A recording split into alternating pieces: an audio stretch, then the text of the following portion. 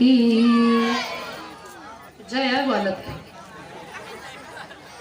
हाँ, अरे थोड़ा आवाज बढ़ा करके बोलो। बोलिए प्रभु रामचंद्र भगवान की।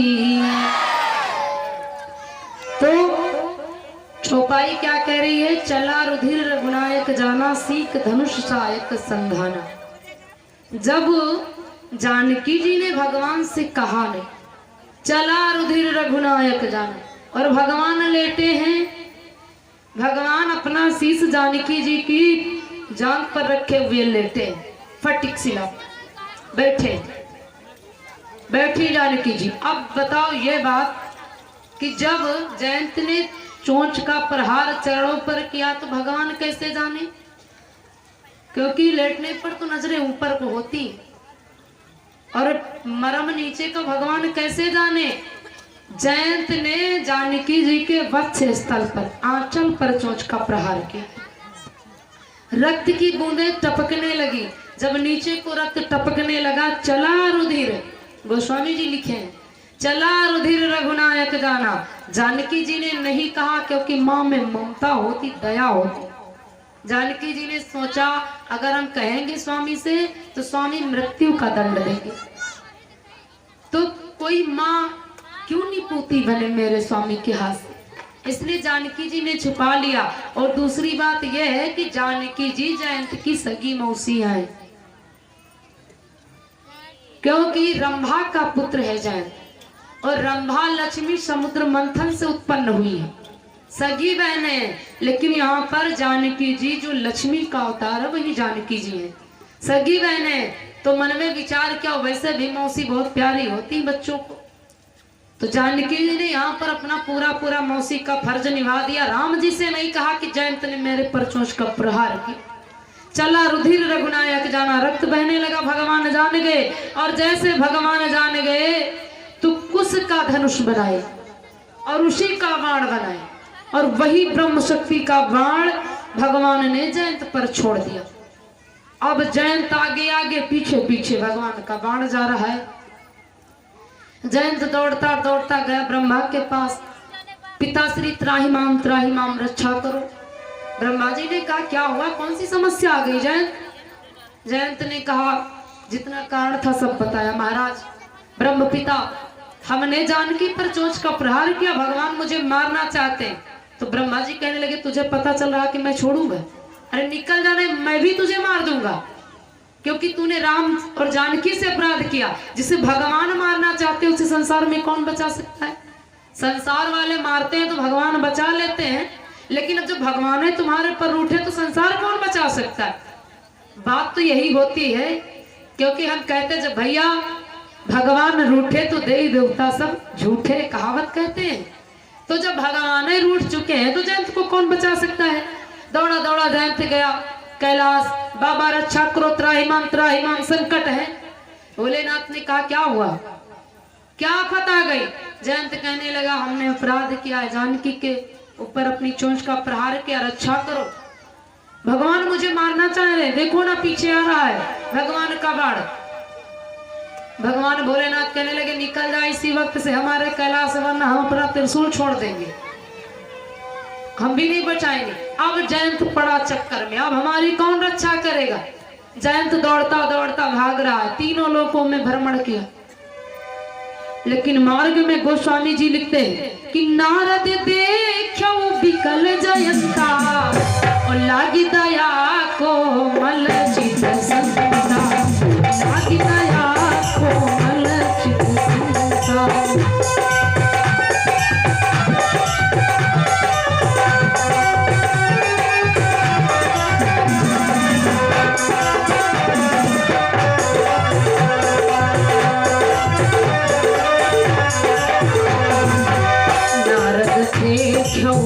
विकल जयंता, नारद देखो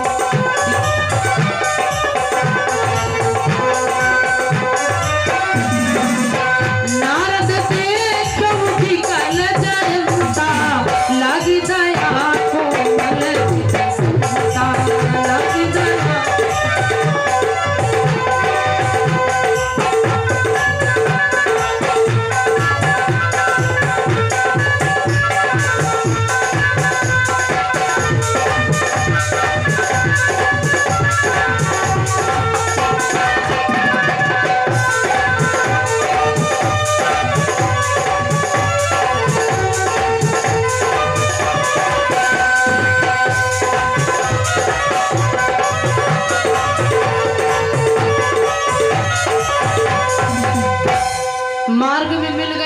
नारद। नारद ने कहा, अरे जयंत कहाँ इतना व्याकुल घूम रहा है, क्या हुआ?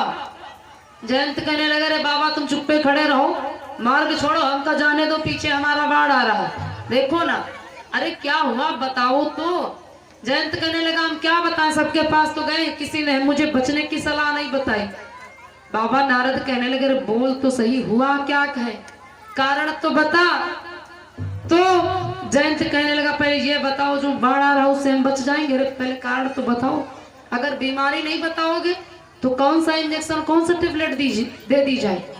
पहले बीमारी तो बताओ कि आखिर तुम्हें दर्द कहाँ पर हो रहा है, तब तो हम तुम्हारा इलाज करें। बीमार बीमार बता रहे, अपनी दर्द नहीं बता रहे हो।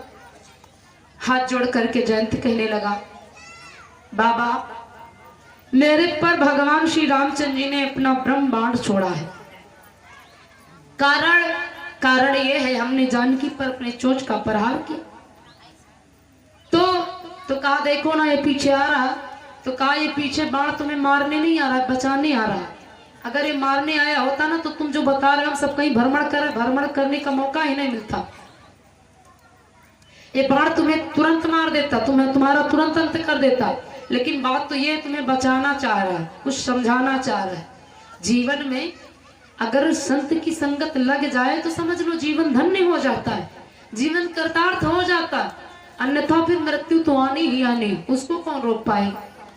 तो नारद बाबा कहने लगे, जयंत देखो ये तुमसे कितनी दूर था जब भगवान ने छोड़ा था। तो कहा 5 फीट की दूरी थी जब भगवान ने छोड़ा था।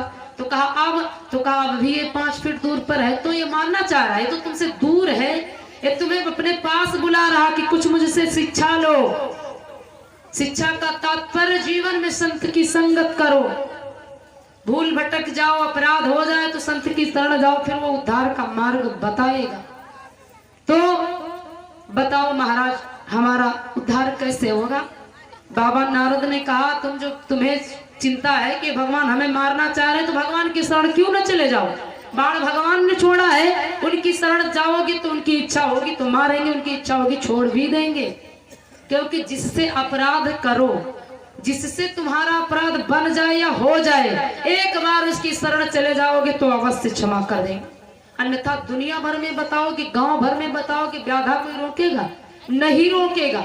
द्रौपदी पर विपदा आई, कितना बड़ा परिवार था, 5 पति थे। अलग की बात ना छोड़ो तो 5 पति थे द्रौपदी के। अपने पतियों को बुला लेती कि महाराज हमारी रक्षा करो, दुष्ट दुशासन हमारी चीर को खींच रहा, समाज में बेइज्जत कर रहा है, अपने पति का सहारा क्यों नहीं लिया? द्रौपदी जानती थी कि अगर पतियों से कहेंगे तो बात बनने वाली नहीं, बिगड़ जाएगी। इसलिए हे कन्हैया द्वारिकाधीश हमारी सभा में लाज बचाओ। भगवान का सहारा लेना चाहिए आपत्ति में। संसार में सबसे बताते फिरोगे तो हंसी होगी, काम नहीं बनेगा, हंसी उड़ेगी। 100 में को 2-4 सगे मित्र अपने मिलते हैं जो मित्र का फर्ज निभाते हैं, अन्यथा फिर सब बनावटी रिश्ता है संसार में। ना मानो तो अजमा करके देखना, कितने आपके 10 मित्र हो, 10 मित्रों को अजमाना, फिर पता चल जाएगा 10 में से कितने मित्र हमारे हैं और कितने बनावटी हैं। तो बाबा नारद ने जयंत को समझाया, जयंत ऐसा करो, तुम भगवान की शरण जाओ।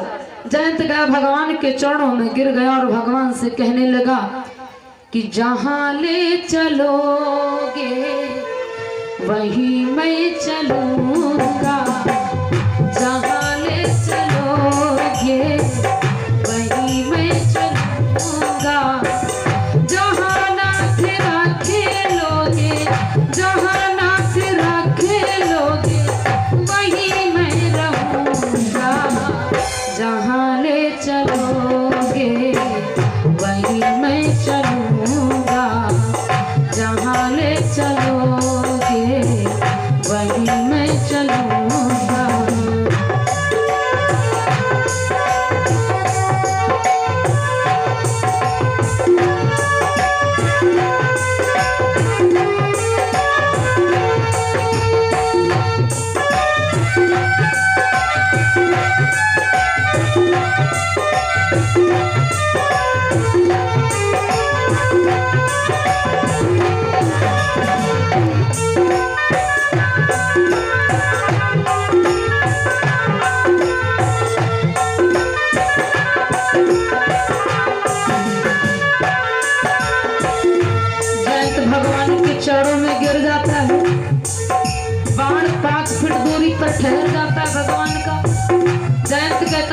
बहुत परिश्रम किए, बहुत दौड़े, लेकिन मुझे पता है कि तुम्हारे चरणों में हमारी रक्षा हो जाएगी। इसलिए नाथ ये जीवन तुम्हारे चरणों में है। ये जीवन समर्पित चरण में तुम्हारे, ये जीवन समर्पित।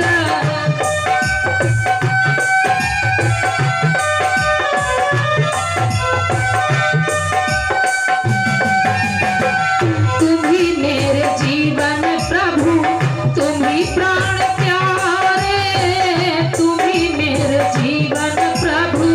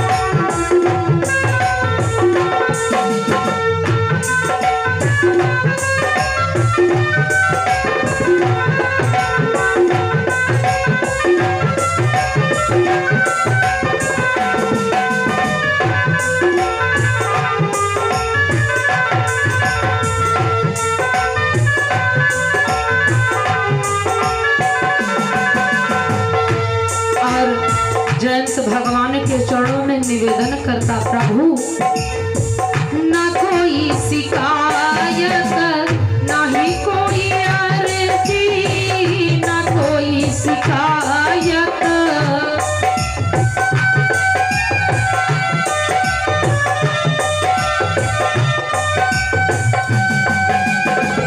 कर लो बचा लो प्रभु तुम्हारी बचा लो प्रभु।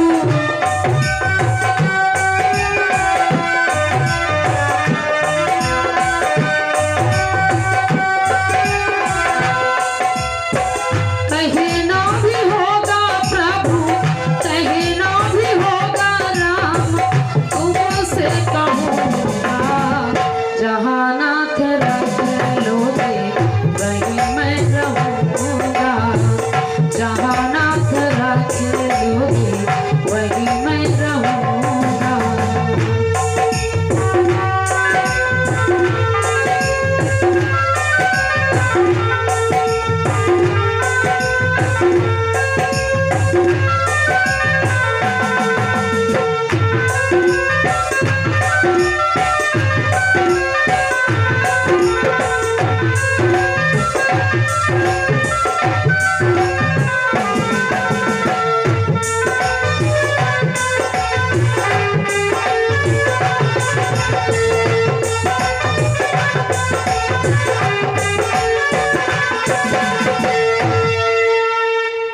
मेरे प्रभु जब जयंत का निवेदन सुनते हैं राघव तो दया आ जाती कि चरणों में निवेदन कर रहा है, कह रहा प्रभु चाहे आप मुझे मार दो चाहे बचा लो, मैं आपके चरण में। अब भगवान को दया आ जाती, लेकिन शरीर से निकले प्राण, कमान से निकला तीर, जिह्वा से निकली वाह, ये तीनों वापस तो आते नहीं।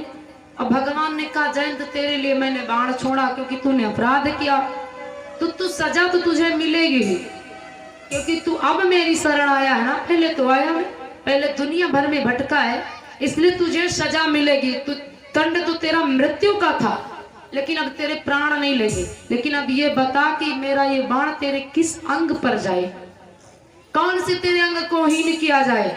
जयंत बड़ा चतुर मन में विचार कर रहा है कि दो पैर है भगवान, एक पैर काट देंगे तो चल नहीं पाऊंगा, पंख दो हैं एक पंख कट गया तो उड़ नहीं पाऊंगा।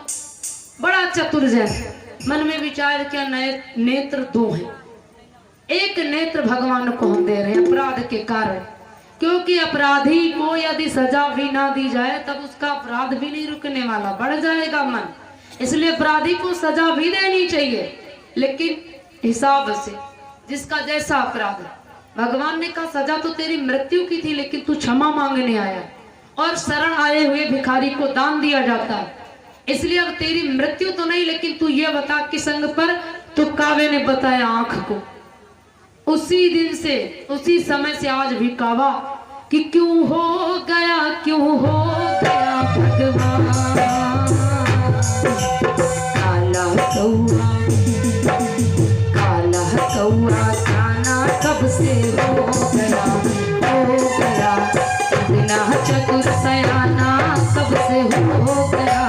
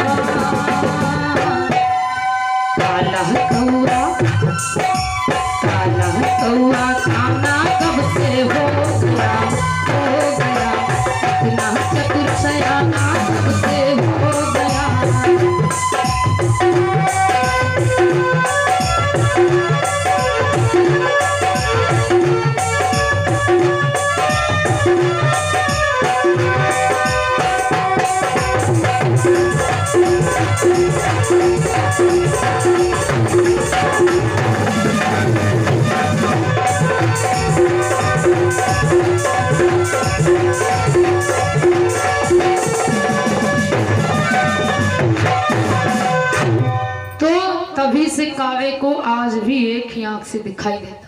प्रमाण है, भगवान ने कुश का तीर बना करके कावे की नेत्र पर मारा था जयंत को, एक आंख से अंधा कर दिया था, आज भी अंधा।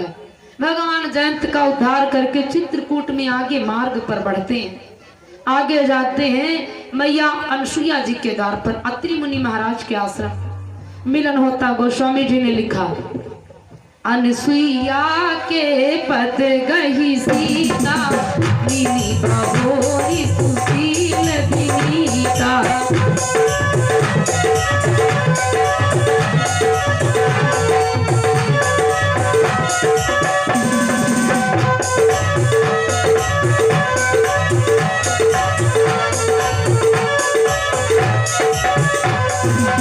अनसुईया के पद गही सीता, अनसुईया के पद गही सीता मिली बहोरी सुशील विनीता।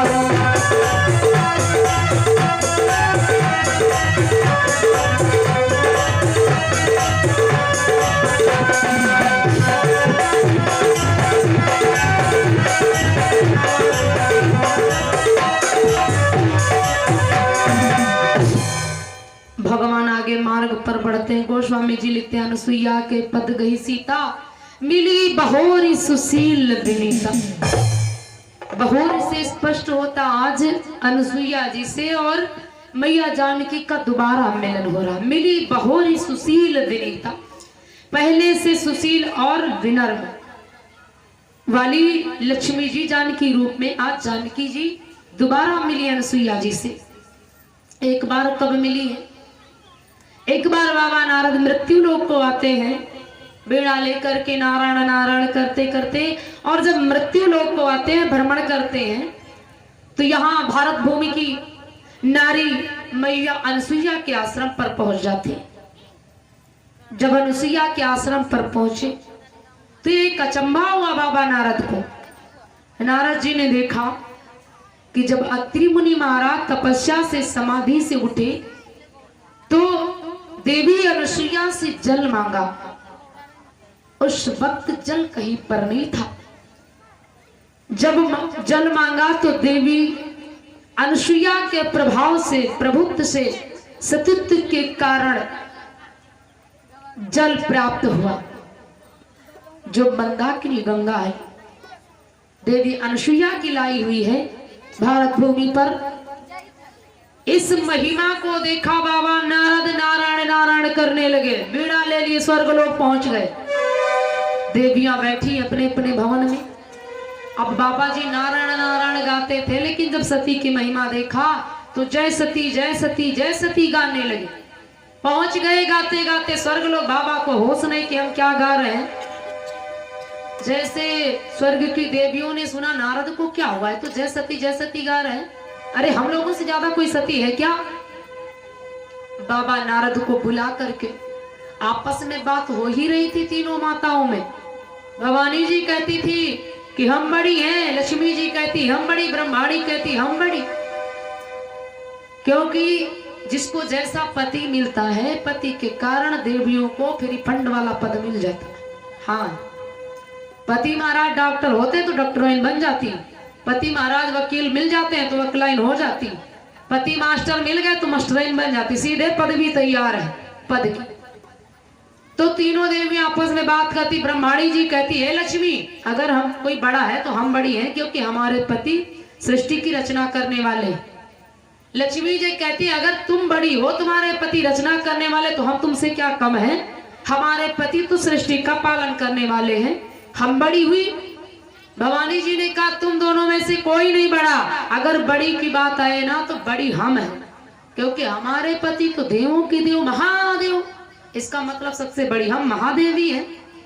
बाबा कहने लगे मैया कोई नहीं बड़ा है, तुम तीनों में से कोई नहीं बड़ा। अगर कोई सती है, कोई बड़ा है तो मृत्यु लोक पर है, अत्रि मुनि महाराज की पत्नी। अच्छा एक बात होती है, नारी नमो है नारी के रूपा पन्नगार यह चरित अनुपा। एक नारी दूसरे नारी का नाम सुनकर के कभी मोहित नहीं हो सकती। हाँ, एक नारी दूसरी नारी को देख करके कभी मोहित होने वाली नहीं, ना प्रशंसा करने वाली। फिर उनके अंदर चाहे जितने गुण हो, बस सोचेंगे क्या हमसे ज्यादा बड़ी, इससे ज्यादा तो हम हैं, वो कहेंगे उनसे ज्यादा तो हम हैं। ये भावना होती। गोस्वामी जी ने लिखा नारी नमो है नारी के रूपा पन्नगारी आचरित अनुपा।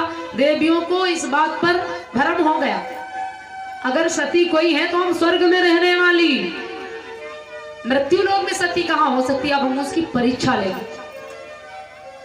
तीनों देवियां अपने अपने भवन में रुष्ट होकर के बैठ जाती। तीनों देवता भ्रमण करके आते हैं। देवियां नाराज बैठी हैं। भोले बाबा ने कहा देवी क्या हुआ? भवानी जी ने कहा स्वामी पहले ये बताओ क्या कोई हमसे बड़ा सती है? भोले बाबा मुस्कुराने लगे। देवी को कहां से बात पता चल गई कि कोई हमसे बड़ा सती? इनको तो बड़ा भारी अहंकार था कि जो है तो हम हैं। भोले बाबा ने कहा अवश्य देवी, अवश्य मृत्यु लोक में अत्रि मुनि महाराज की पत्नी। अच्छा एक भाव और है, अगर किसी का पति किसी की पत्नी की बुराई कर दे तो फिर बात कहां तक पहुंच जाती है? अदालत तक पहुंच जाती है। भोले बाबा ने कहा मृत्यु लोक में अत्रि मुनि महाराज की पत्नी बड़ी है, सती है। भवानी रुष्ट हो गई। अब तो उनकी परीक्षा लेकर के तभी हम छोड़ेंगे। तुमने उनकी तारीफ क्यों किया? यही बात ब्रह्मा जी ब्रह्माणी में होती, यही बात भगवान विष्णु में और लक्ष्मी में होती। तीनों देवियों ने अपने अपने पति से कहा तुम्हें उनसे परीक्षा लेना होगा, अभी पता चल जाएगा। तीनों देवियों के कहने पर तीनों देवता चल देते हैं। ब्रह्मा विष्णु और महेश नग्न होकर के भोजन पाने की परीक्षा लेने जा रहे हैं। तीनों देवता मार्ग में तीनों देवताओं का मिलन होता कि लेन परीक्षायन सुइया की, तीन देव मिली साथ चले, लेन परीक्षायन सुइया की।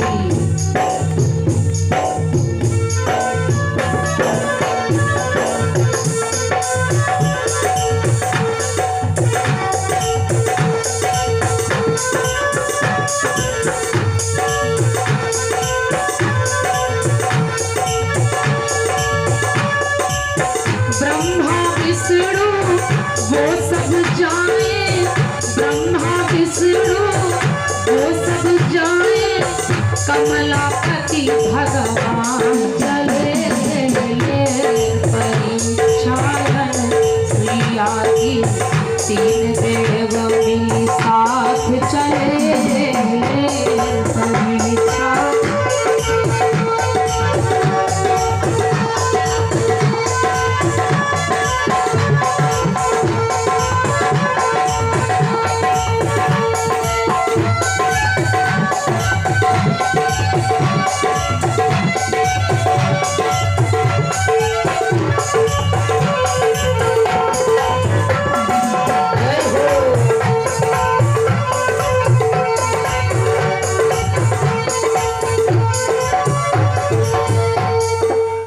तीनों देवता जाते हैं मृत्यु लोक को। और जब यहाँ मृत्यु लोक आते हैं तो अनुसुईया जी के द्वार पर संत का वेश बना लिया। और जब संत का वेश बनाया द्वार पर आकर के आवाज देते हैं कि हे माई मुझको भी छा दो।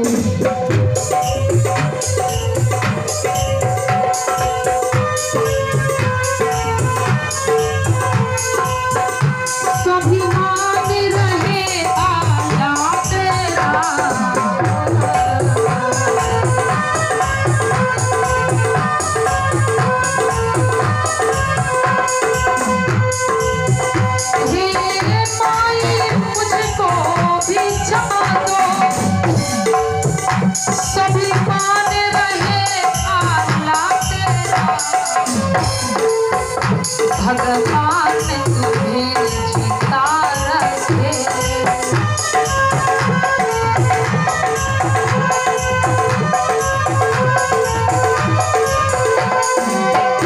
भगवान तुम्हें जीता रखे और रहे बोल बाला मेरा।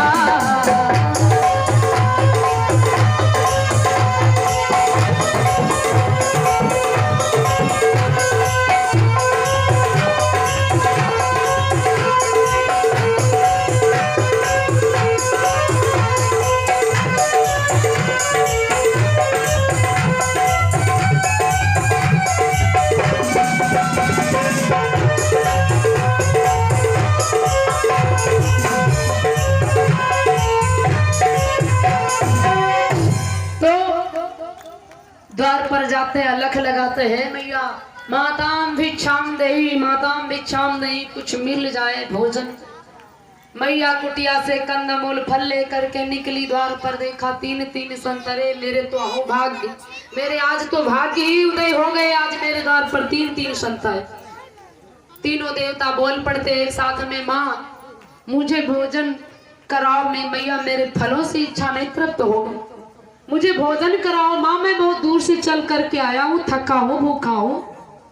अनुसुईया जी ने कहा है तो मेरे सौभाग्य की बात है जो आज मेरे द्वार पर संत आकर के भोजन करेंगे। संत आकर के किसी द्वार पर भोजन करे, भक्त धन्य हो जाता है वो द्वार घर, जिस घर में संत भोजन करते। अरे आज हमारी कुटिया धन्य हो जाएगी। मैया ने कहा ठहरो, अवश्य हम भोजन कराए। देवता कहने लगे मैया मुझे कोई भोजन नहीं कराता, पहले वचन तो दो। अनुसुईया जी ने कहा मैं कराऊंगी, मैं वचन देती हूँ। तीनों देवता कहने लगे माँ पहले मुझे त्रिवाचा दो, किसी पर मुझे विश्वास नहीं होता, मैं बहुत दूर से आ रहा भ्रमण करके, किसी ने मुझे भोजन नहीं कराया।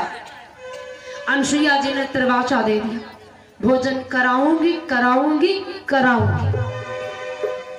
तीनों देवता एक साथ बोल पड़ते हैं मैया अब तुमने वचन दिया तो मेरी जैसी इच्छा में वैसा भोजन करूंगा। अनुसुईया जी ने कहा बताओ, मैं वैसा भोजन तैयार कर दूंगी, कुछ कमी नहीं है, आपकी कृपा से सब है। तीनों देवता कहने लगे माँ कि वस्त्रहीन मोहे भोजन दीजे, नहीं तो श्राप शीर्ष पर लीजे।